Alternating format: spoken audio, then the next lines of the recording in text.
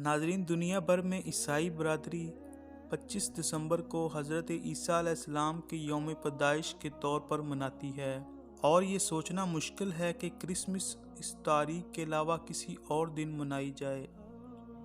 مگر کیا آپ کو معلوم ہے کہ حضرت عیسیٰ علیہ السلام کی پیدائش کے 3 صدیوں بعد عیسائی برادری نے اس تہوار کو منانے کے لیے 25 دسمبر کی تاریخ کو منتخب کیا؟ مگر کیوں؟ حالانکہ حضرت عیسیٰ علیہ السلام کی مستند یوم پیدائش کسی کو معلوم ہی نہیں۔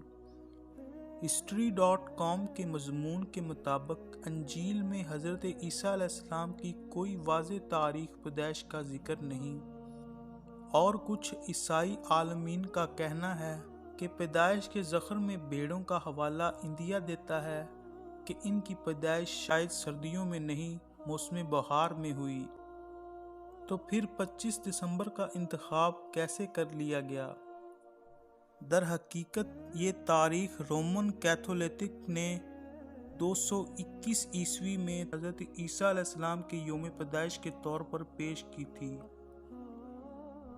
مزید برآں ابتدا میں عیسائی رہنما سالگرہ منانے کو کافرانہ روایت قرار دیتے تھے، مگر ایسا بھی نہیں، وہ اسے اپنانے کے لیے تیار نہیں تھے۔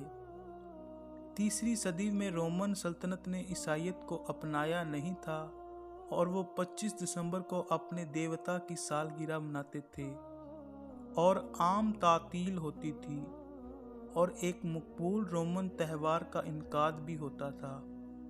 تو اس زمانے میں عیسائی مذہبی رہنما اس کافرانہ جشن کا متبادل فراہم کرنا چاہتے تھے۔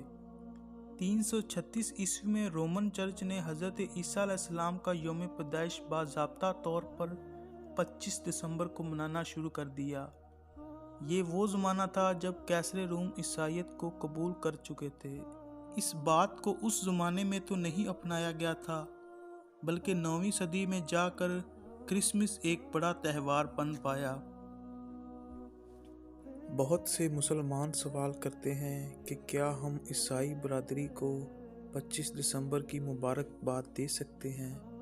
تو اس کا جواب ہے بالکل بھی نہیں، کیونکہ اس دن عیسائی عقیدہ کے مطابق نعوذ باللہ اللہ کے ہاں بیٹا ہوا، اور یہ کفریہ عقیدہ ہے۔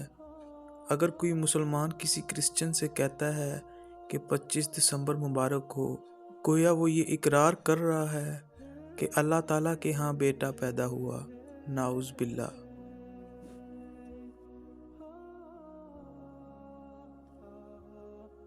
مجھے امید ہے کہ آپ کو آج کی ویڈیو میں سے کچھ نیا جاننے کا موقع ملا ہوگا۔